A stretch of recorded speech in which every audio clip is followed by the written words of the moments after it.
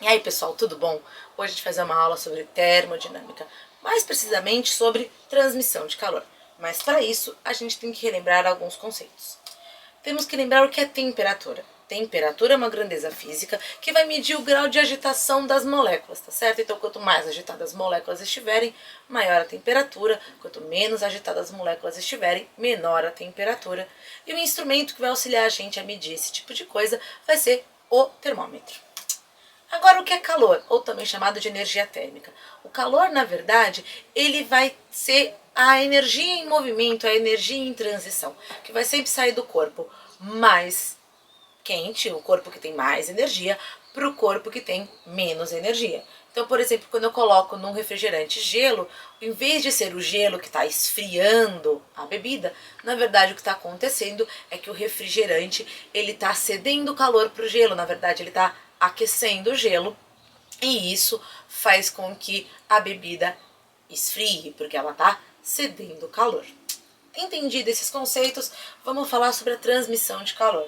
Então, a transferência ela vai acontecer de três formas distintas, ou por condução térmica, ou por convecção térmica, ou então por irradiação ou radiação térmica. Os dois termos são corretos.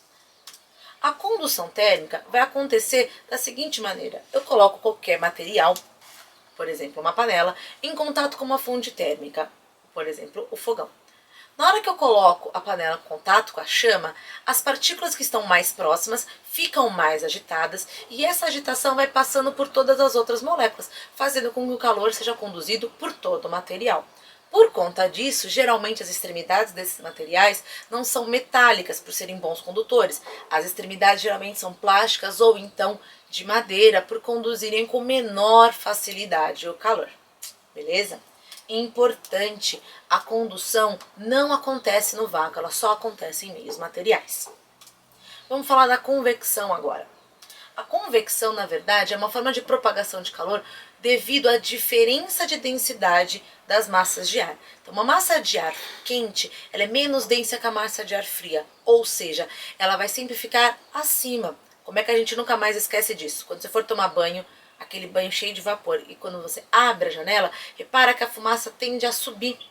E quando a gente abre a geladeira, a fumaça, o vapor, tende a descer. Então a gente sempre vai lembrar que a massa de ar quente sobe e que a massa de ar frio desce, tá certo?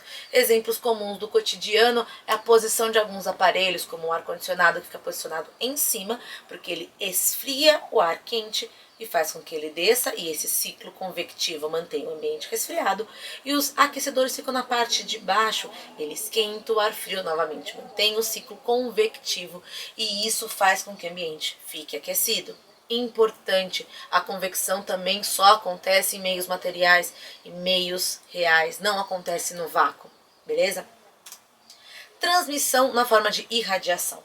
Isso aqui, na verdade, vai ser uma transmissão, um processo de transmissão de calor por ondas eletromagnéticas, como está acontecendo agora com a luz do sol. Esse tipo de transmissão pode ou não estar na presença de materiais, ou seja, ele acontece no vácuo. Senão o calor que a gente tem hoje em dia do sol a gente não iria receber, tá certo? Isso acontece só de aproximar de uma fonte térmica, a gente sente a nossa mão aquecida. Isso devido às ondas eletromagnéticas. E para terminar nossa aula, eu vou colocar um desafio para vocês.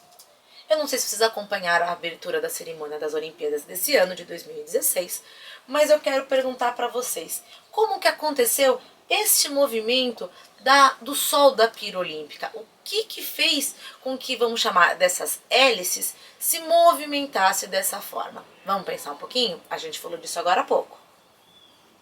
Quem falou sobre movimento devido à convecção, tá certinho. O ar que estava ali próximo ao fogo da pira, ele foi aquecido e se teve um deslocamento devido à densidade. E esse deslocamento fez com que viesse o ar mais denso, que é o frio, e este movimento fez com que ficasse essa coisa muito linda que a gente assistiu agora na sexta-feira. Espero que vocês tenham gostado e até a próxima aula.